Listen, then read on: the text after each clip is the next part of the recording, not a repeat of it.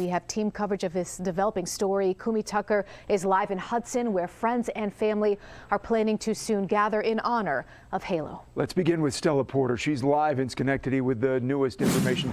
Stella, good afternoon. Good afternoon, Mark and Sabrina. Police just updated us inside Schenectady Police Headquarters. They tell us this all started when GE Security called in a trespasser on Saturday evening. That woman apparently told security that she didn't know where she was and also couldn't find her baby.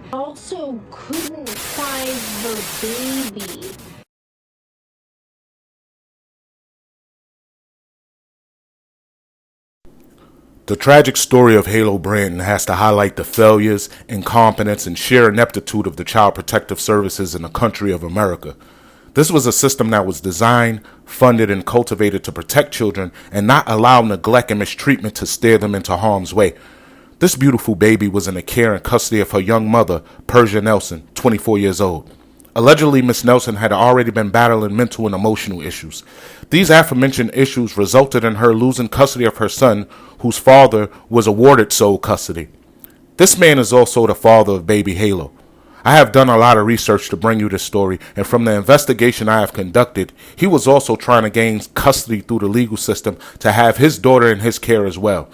When you examine the entire story, including posts made on social media that evening by Persia Nelson, reports disseminated by local news stations, and the eyewitness accounts of people who were present in the last moment of this child's life, you can really shape the narrative of what happened on that tragic night of March 9th, 2024.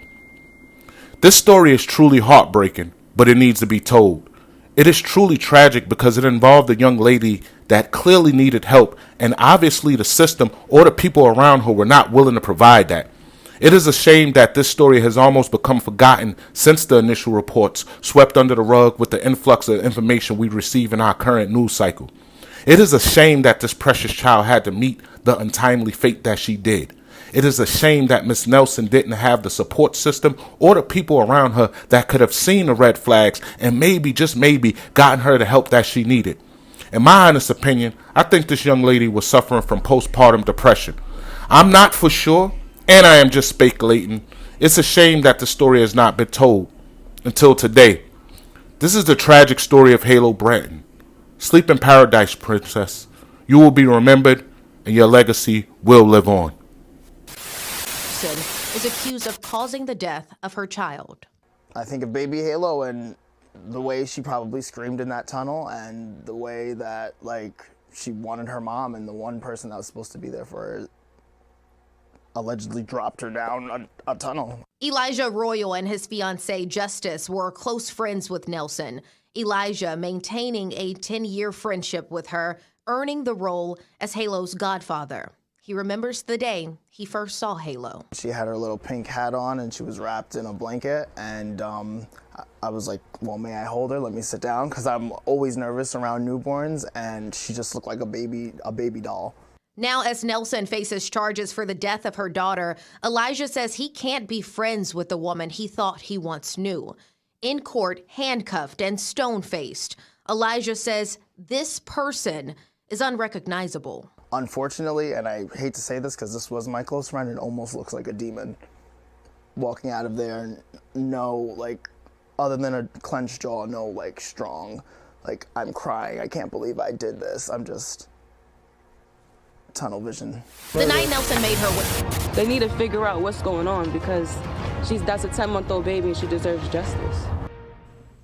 New serious charges against the mother accused of leaving her infant in a utility tunnel on the campus of General Electric in Schenectady. We start with the breaking details in this heartbreaking case that has captured the attention of people across the capital region. We told you on Live at Noon, 24-year-old Persia Nelson was charged with manslaughter in the death of her 10-month-old daughter, Halo. Since then, we've learned that an autopsy was performed, and the results led prosecutors to file a charge of depraved indifference murder. The Schenectady County District Attorney says the autopsy results just back today shows the baby died of exposure and hypothermia. Sadly, she was sitting in mud and water that came up to her chest, the DA says, for hours. Police also gave new details on the search for the infant. We have team coverage of this developing story. Kumi Tucker is live in Hudson, where friends and family are planning to soon gather in honor of Halo. This is more than a news story or analysis of a tragic evening that resulted in the loss of a life of a precious child. From the research I've conducted, this tragedy could have completely been avoided.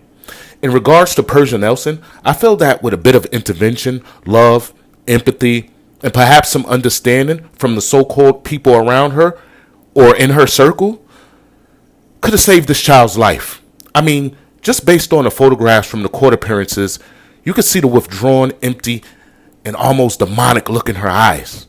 Also, based on some of the news reports I will present, there were some people in her presence that witnessed this young lady consuming alcohol amongst other substances. In retrospect, this story is a lot deeper than the events that took place on the night of March 9th. This is a story about someone who obviously has a past related to the care and responsibility of children. And in my honest analysis, this is where the system failed Halo Branton. This is where the system failed Persia Nelson. And this is where the system failed the father, Amar Branton. Right now, we're going to examine and dive into some of the posts on social media made by this young lady the night that this happened. Also, based on the news reports and eyewitness accounts, she was spending time with her current boyfriend, Dante Gregory, at his family's house. So let's check out these reports and listen to this news story.